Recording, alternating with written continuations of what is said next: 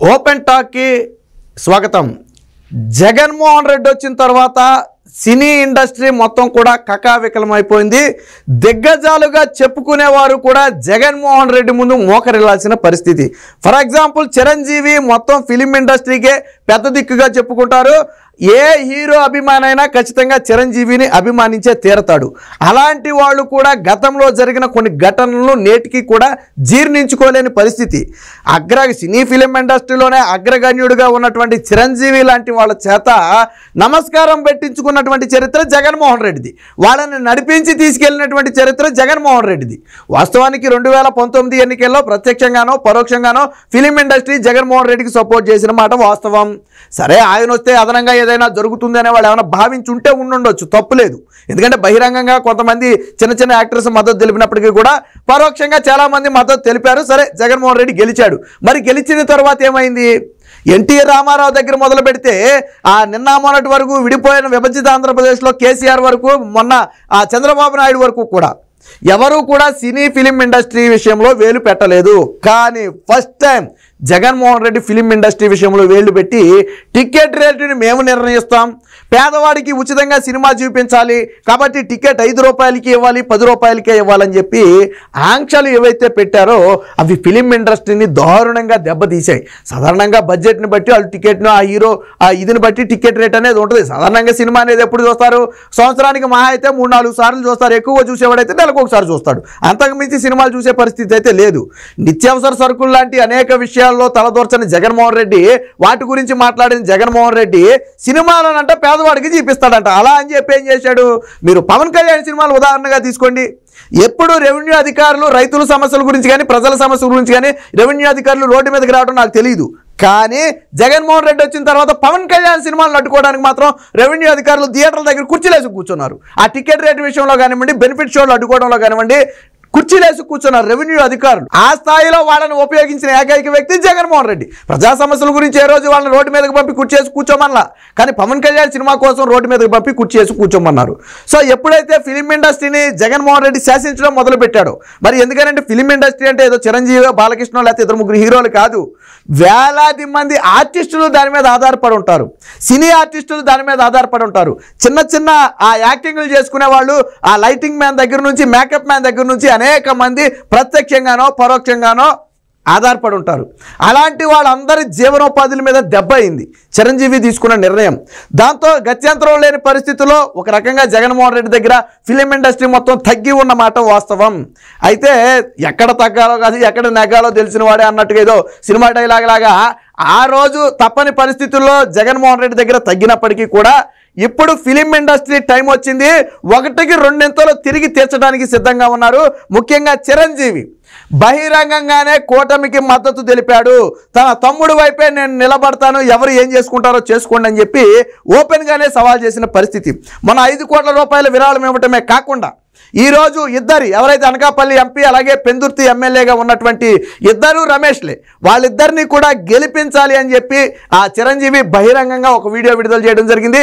ఇదే సమయంలో చివరిలో ఒక మాట చెప్పాడు, నాది ఎప్పటి నుంచో చిరకాల కోరిక ఆంధ్రప్రదేశ్ అభివృద్ధి చెందితే చూడాలని, హైదరాబాద్ లాంటి ఒక సిటీ మహానగరాన్ని చూడాలనేది నా కోరిక.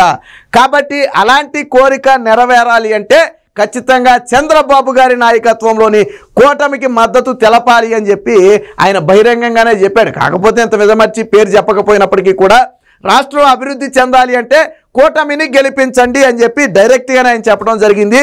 ఇది వైసీపీని చావు దెబ్బతీసిందని చెప్పొచ్చు. ఎందుకంటే నేను మొదటిలో అని చెప్పా, చిరంజీవి అనే వ్యక్తి ఇతర అందరి హీరో అభిమానులు కూడా అభిమానించే ఏకైక హీరో చిరంజీవి, అందులో ఎటువంటి సందేహం లేదు. అలాంటి వ్యక్తిని జగన్మోహన్ రెడ్డి ఇబ్బంది పెట్టినప్పుడు జీర్ణించుకోలేకపోయారు. సమయం కోసం ఎదురు చూశాడు. చిరంజీవి కూడా అంతే, తనకు మనోవేదన ఉండదా? తను సినీ ఫిలిం ఇండస్ట్రీలో ఒక స్థాయిలో ఒక వెలిగిన వ్యక్తి, ఫిలిం ఇండస్ట్రీ కోసం మాట్లాడటంలో తప్పులేదు. కానీ జగన్మోహన్ రెడ్డి లాంటి ఒక వ్యక్తి దగ్గర, ఒక అవినీతి పరుడి దగ్గర చేతులు జోడించి వేడుకోవాల్సిన పరిస్థితి రావడం ఆయన కూడా ఒక ఇంత బాధే. కానీ ఫిలిం ఇండస్ట్రీ కోసం ఆయన తగ్గాడు. ఆ రోజు చిరంజీవి గానా తగ్గి ఉండకపోతే ఫిలిం ఇండస్ట్రీని మరీ నానా ఇబ్బందులకు గురి చేసేవాళ్ళు ఏమో బహుశా. కానీ ఈ రోజు సమయం దొరికింది కదా, అప్పుడు నీ టైం కాబట్టి మేము తగ్గాము, ఈరోజు మా టైము కొట్టి చూపిస్తాం అన్నట్టుగా ఎప్పుడైతే చిరంజీవి తన తమ్ముడికి 5 కోట్ల రూపాయల విరాళం ఇచ్చి మద్దతు ప్రకటించాడో, అలాగే ఎప్పుడైతే ఇప్పుడు కూటమి అభ్యర్థులను గెలిపించాలని చిరంజీవి పిలుపునిచ్చాడో ఒక్క తాటి మీదకు మొత్తం ఫిలిం ఇండస్ట్రీ మొత్తం కూడా వచ్చేసింది. ప్రత్యక్షంగా కానివ్వండి, పరోక్షంగా కానివ్వండి, ఎట్టి పరిస్థితుల్లో జగన్మోహన్ రెడ్డిని గద్దె దింపాలి అనే ఒక లక్ష్యంతో వాళ్ళందరూ ఉన్నారు. ఇదే వైసీపీ లేని కోలుకోలేని దెబ్బ. అందుకనే అనేది చిరంజీవి ఎదురు చూసి అదును చూసి కొట్టాడు జగన్మోహన్ రెడ్డిని. ఆ దెబ్బ ఎంత బలంగా తగులుద్ది అనేది 2024 ఎన్నికల్లో ప్రత్యక్షంగా జగన్మోహన్ రెడ్డి అనుభవిస్తాడు. తాను నమస్కారం పెడితే చిరంజీవి అయ్యో అలాంటి మీరు నాకు నమస్కారం పెట్టడం ఏంటని ఆపాల్సింది పోయి ముసు నవ్వులు నవ్విన చిరంజీవి ఎవరైతే జగన్ ఉన్నాడో ఈ చిరంజీవి కొట్టిన దెబ్బకు 2024లో దాని ప్రభావం ఎలా ఉంటుందనేది తెలుస్తుంది. సో దీనికి సంబంధించి చిరంజీవి అయితే 2 మాటలు కూడా మాట్లాడాడు కూటమి గురించి. అది కూడా ఒకసారి చూద్దాం. ఇప్పుడే జరుగుతుంది. మరి ప్రధానమైన కారణం తమ్ముడు పవన్ కళ్యాణ్, అలాగే చంద్రబాబు నాయుడు గారు తెలుగుదేశం నుంచి బీజేపీ నాయకత్వం వీళ్ళందరూ ఒక కూటమిగా ఏర్పడ్డారు. అది చాలా సంతోషం మంచి పరిణామం.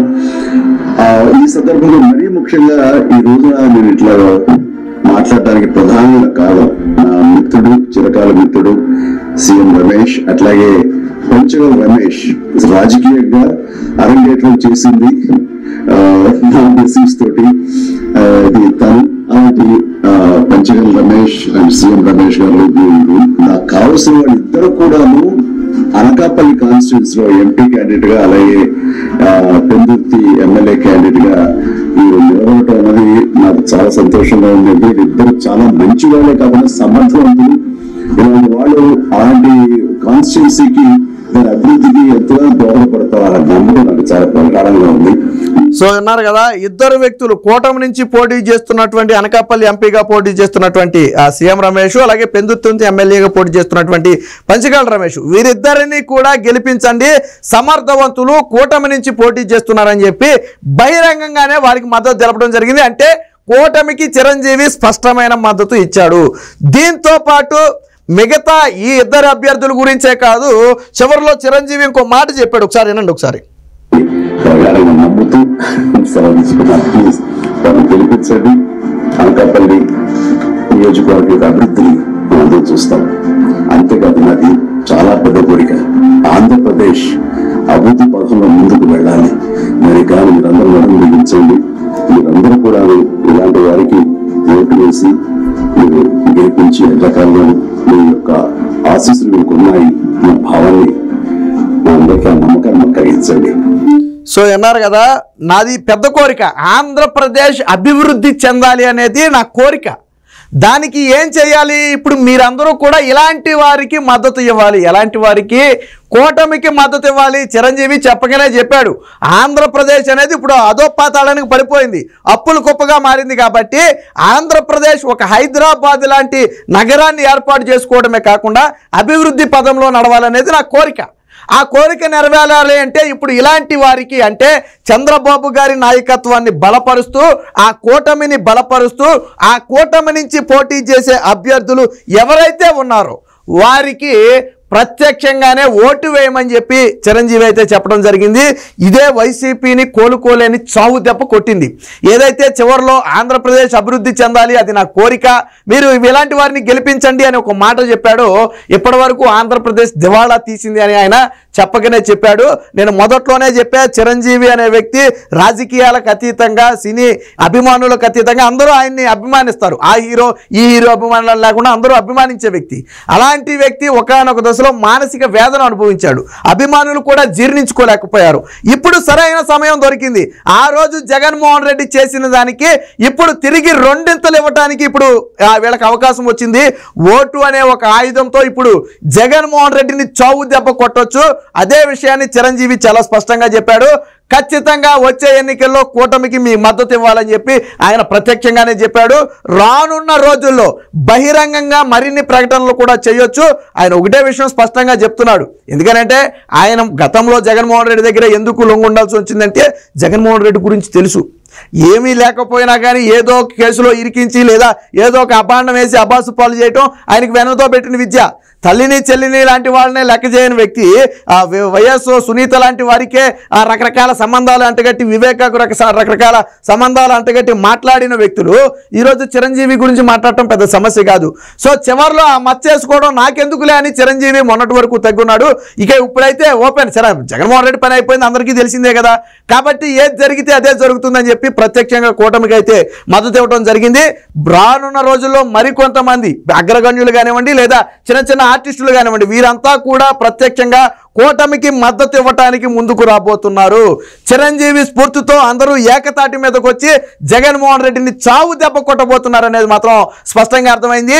ఇప్పుడు జగన్మోహన్ రెడ్డి బాధపడే పరిస్థితి, ఎందుకురా నేను చిరంజీవి జోలికి వెళ్ళానని చెప్పి జగన్మోహన్ రెడ్డి బాధపడే పరిస్థితి అయితే ప్రస్తుతం వచ్చినట్టుగా తెలుస్తుంది. ఏది ఏమైనా చిరంజీవి గారిని అభిమానించే ప్రతి ఒక్కరు కూడా ఆయన మాట అయితే వింటారు, అందులో సందేహం లేదు.